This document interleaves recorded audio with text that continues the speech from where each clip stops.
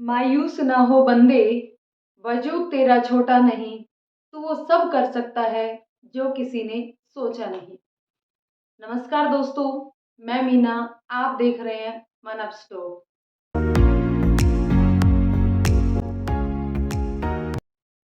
दोस्तों, एक बार एक आदमी था, वो जॉब करता था, पैसे कमाता था, जितना उसके घर खर्च चल सकता था, इतना कमा लेता था आराम से, परिवार को पाल रहा था। लेकिन धीरे-धीरे समय के अनुसार परिवार की ज़रूरतें बढ़ने लगी और वो जो पैसे कमाता था, वो कम पड़ने लगे। वो परेशान रहने लगा। एक दिन ऐसे ही परेशान बैठा हुआ था, तभी उधर से एक बौद्ध भिक्षु जा रहे थे। उन्होंने देखा कि ये आदमी बहुत परेशान है। उन्होंने जाकर पूछा कि, "बच्चा, क्या हुआ? क्यों इतने परेशान हो?" उस आदमी ने कहा, महाराज क्या करूँ? कमाता भी हूँ, परंतु घर खर्च बराबर नहीं चल पाता। खूब मेहनत भी करता हूँ मैं। भिक्षु ने कहा, बच्चा और मेहनत करो, परिवार को पालना तुम्हारी ज़िम्मेदारी है, परिवार का पोषण करना तुम्हारा कर्तव्य है, तो तुम्हें ये सब तो करना ही होगा।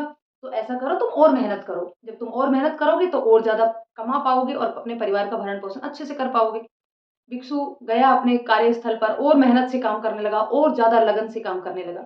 पैसे भी बढ़े, परिवार के खर्चे आराम से चलने लग गए। जो वो व्यक्ति था वो काफ़ी खुश हुआ।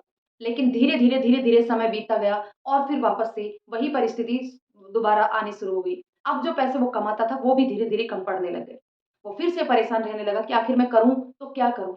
वापस से मैं इतना कमाता हूँ, इतनी मेहनत करता हूँ, इससे ज़्यादा मेहनत तो मुझसे नहीं हो पाएगी। आखिर मैं क्या करूँ? वो फिर परेशान वापस जाकर के बैठ गया, उसी पीपल के पेड़ के नीचे।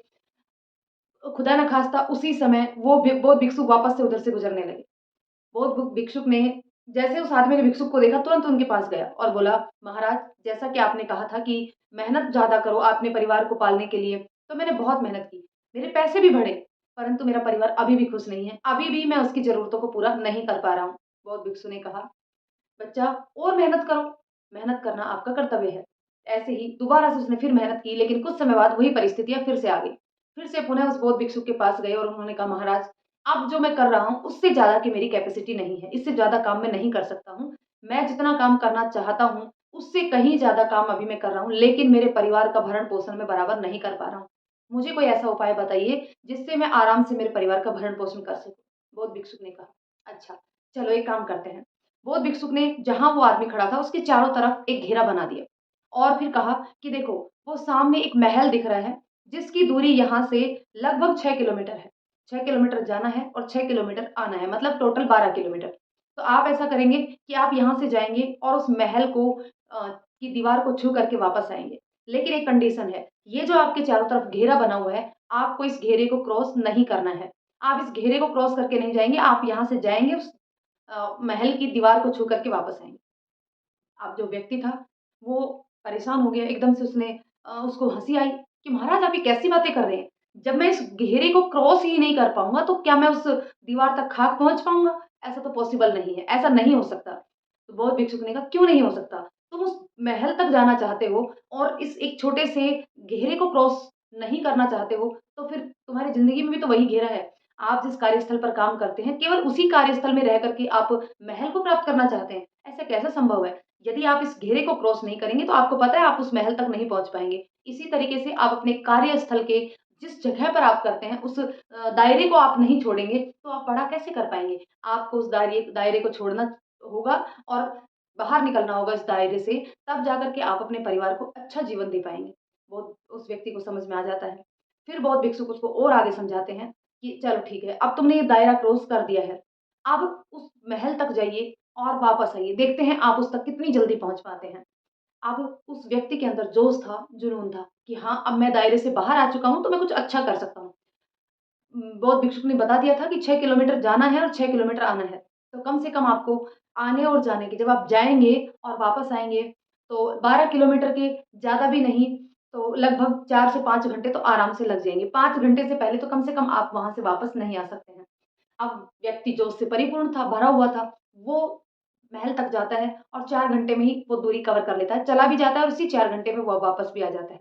अब बौद्ध भिक्षु कहता है कि जब आप अपने दायरे से बाहर निकलेंगे, किसी दूसरी टारगेट को अचीव करेंगे, तब आपको ये देखना है कि और बाकी सब लोग इस टारगेट को कितने समय में अचीव कर पा रहे हैं। आपने जिस तरह तरह से 5 घंटे का जो सफ़र था, वो 4 घंटे में कवर कर लिया। इसी तरह से आपको जीवन में भी उस अचीवमेंट को जो आप अचीव करना चाहते हैं, यदि बाकी सब लोग 5 घंटे में अचीव कर पा रहे हैं, आपने 4 में किया तो वैसे ही उस अचीवमेंट को भी आपको इसी प्रकार से बाकी सब लोगों से जल्दी अचीव करना होगा। फिर कहा कि चलो अब दोबारा से आप जाइए और वापस आइए। देखते हैं क्या परिवर्तन आता है। जब वो व्यक्ति दोबारा गया तो अब की बार वो 5 घंटे की दूरी जो उसने 4 घंटे में तय की थी, अब की बार वो 3 घंटे में ही तय कर लेता है। अब बौद्ध भिक्षुक उसको समझाते हैं कि देखिए, जब आपको अनुभव हो गया, पहली बार जब आप वहाँ तक गए थे, आपके लिए वो रास्ता बिल्कुल अनजान था। अनजान रास्ते पे आप चल रहे थे, लेकिन जब आप दोबारा गए तो आपके अंदर जोश भी एक्स्ट्रा था, जुनून भी एक्स्ट्रा था और साथ ही साथ आप कि वो परिचित थे उस रास्ते से कि मुझे कहाँ जाना है, कैसे जाना है। तो आपने उस टाइम पीरियड को और भी ज़्यादा कम कर दिया। तो इसी तरीके से हम अपनी लाइफ में हमें पता होता है कि हमारा टारगेट क्या है, तो हम उसे जल्दी अचीव कर सकते हैं। उसके लिए हमें एफर्ट कम और अचीवमेंट जल्दी मिलती है। इसी तरीके से जब लोगों को इस बात का पता चला कि ये 5 घंटे की दूरी 3 घंटे में इस व्यक्ति ने तय कर ली, तो लोगों का जो भीड़ है वो मतलब इकट्ठा हो गई।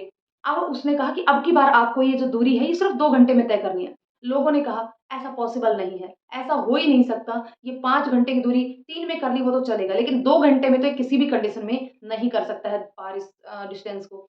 अब की बार उसको चैलेंज मिला कि उसे वो दूरी 2 घंटे में तय करनी थी, 6 किलोमीटर जाना और 6 किलोमीटर आना। अब उसने सोचा, क्या कर सकते हैं हम इसके लिए? अब उसने अपना दिमाग लगाना शुरू किया कि मुझे ये टारगेट मिला है कि मैं इस डिस्टेंस को 2 घंटे में कवर करूँ, तो मुझे क्या करना चाहिए? अब की बार उन्होंने उस रास्ते जिस रास्ते से वो पहली बार गए थे, जो पहली टाइम जो रास्ते से वो गए थे, नेक्स्ट टाइम उन्होंने वही 5 घंटे का रास्ता जो 4 में कवर किया था, जिसमें पहली बार वो गए थे, उसके बाद उसने 3 घंटे में कवर किया था। तो वो दूसरी बार का जो रास्ता था, वो रास्ता उन्होंने जंगल में से होते हुए पार किया था, जो कि उन्होंने खुद से गए थे। अब तीसरी बार जो था, वो रास्ता अगर जंगल में से भी वो जाते तो 3 घंटे लगने वाले थे। लेकिन अब की बार उन्होंने एक अलग ही रास्ता अपनाया, जो कि बहुत ही दुर्गम रास्ता था, जिस पर कोई जाना पसंद नहीं करता था। जो पहाड़ों में से होकर के गुज़रता था। वो रास्ते से वो 2 घंटे में ही उस जगह तक पहुँच गए। ये खबर जब राजा को मिली कि जो रास्ता लोग 5 से 6 घंटे में कवर करते थे, एक व्यक्ति ने वही रास्ता 2 घंटे में कवर कर लिया।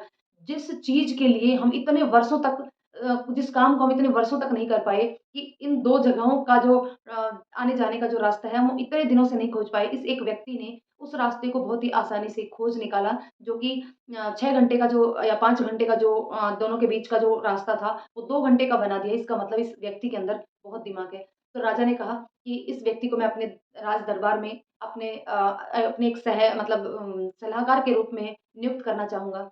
वो व्यक्ति उस छोटी-सी नौकरी को छोड़कर राजा का सलाहकार बन जाता है। वो भिक्षुक उसको समझाते हैं कि देखिए, सबसे पहली बात, आपने पहली बार जो रास्ता कवर किया था, वो रास्ता वो था जो लोगों के द्वारा बनाया गया था। तो जब भी आप कोई अचीवमेंट करना चाहते हैं, तो सबसे पहली बात अगर आप उसी रास्ते से चलेंगे, जिस रास्ते से लोग पहले चलते हुए आ रहे हैं या जो रास्ता लोगों के द्वारा बनाया हुआ है, तो आप उस उन बाकी सब लोगों से अगर आपके अंदर जोश और जुनून ज़्यादा है, तो आप उन बाकी सब लोगों से थोड़ा जल्दी कर सकते हैं।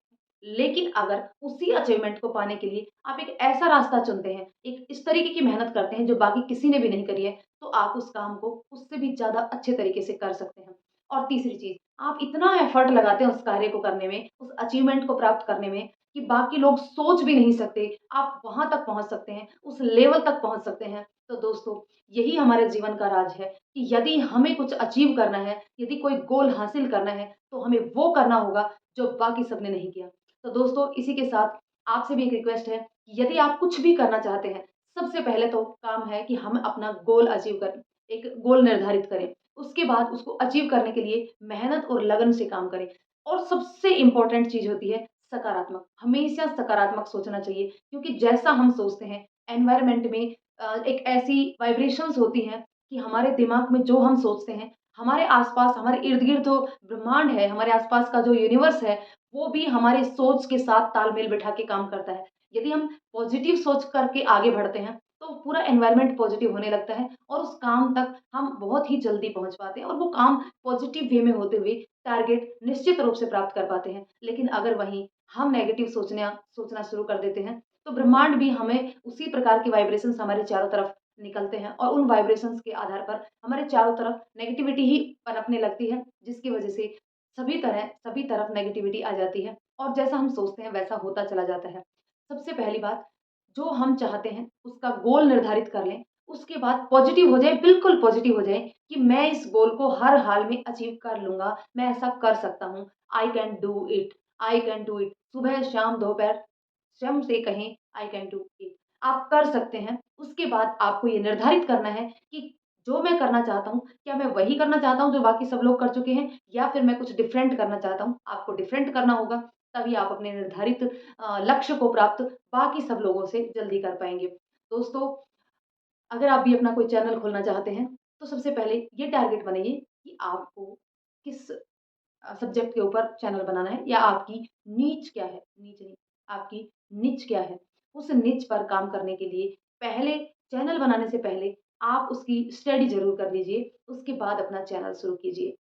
तो दोस्तों, इस कहानी से हमें यही शिक्षा मिलती है कि जो भी हम कर रहे हैं, दुनिया से हट के करेंगे। अपना पूरा एफर्ट लगाएँगे, पॉज़िटिव रहेंगे, तो हम अपना निर्धारित गोल अवश्य रूप से प्राप्त कर लेंगे। साथ दोस्तों, इसी के साथ यदि ये कहानी, ये छोटी-सी आपकी मोटिवेशनल स्टोरी अगर आपको पसंद आई हो, तो प्लीज़ चैनल को लाइक, शेयर करें। चैनल पर नए हैं, तो चैनल को सब्सक्राइब ज़रूर कर लें। धन्यवाद दोस्तों।